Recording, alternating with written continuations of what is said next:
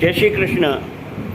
શ્રવણ પ્રસાદ સેવા કેન્દ્ર પરિવાર અમરેલી દ્વારા સ્વર્ગસ્થ ગૌલોકવાસી બાલાભાઈ નાજભાઈ માંજરિયાની પ્રથમ પુણ્યતિથિ હોય.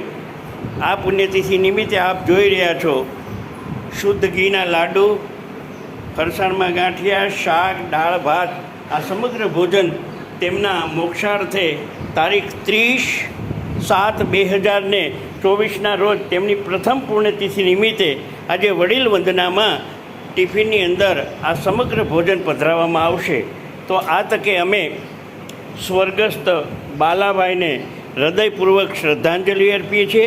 તેમજ તેમના આત્માને ચીર શાંતિ મળે તેમજ તેમનો મોક્ષાર્થે આજે જે વડીલોને ટિફિનમાં પધરાવવામાં આવે છે તે વડીલો દ્વારા પણ તેમને શ્રદ્ધાંજલિ પાઠવવામાં આવે છે.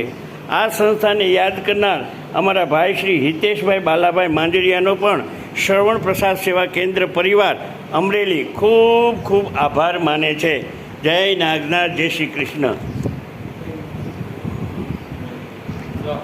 ઓલો જય શ્રી કૃષ્ણ.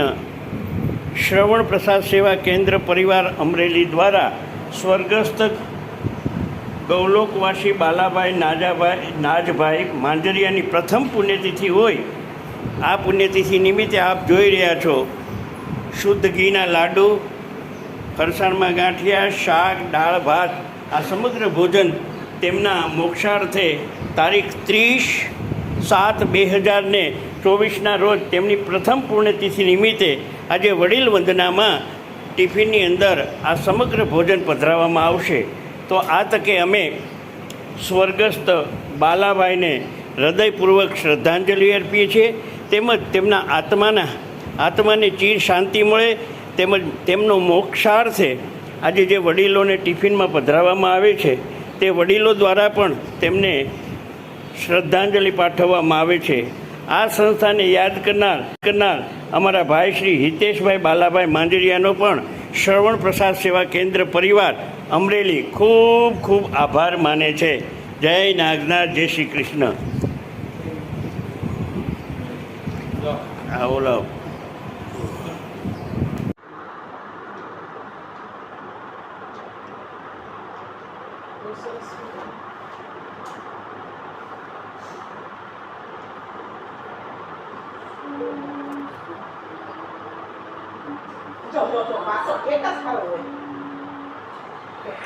જય શ્રી કૃષ્ણ.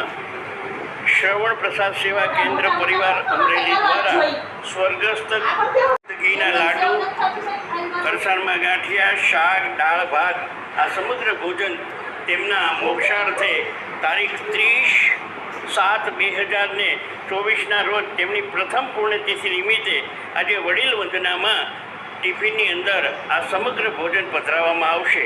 તો આ તકે અમે સ્વર્ગસ્થ બાલાભાઈને હૃદયપૂર્વક શ્રદ્ધાંજલિ અર્પીએ.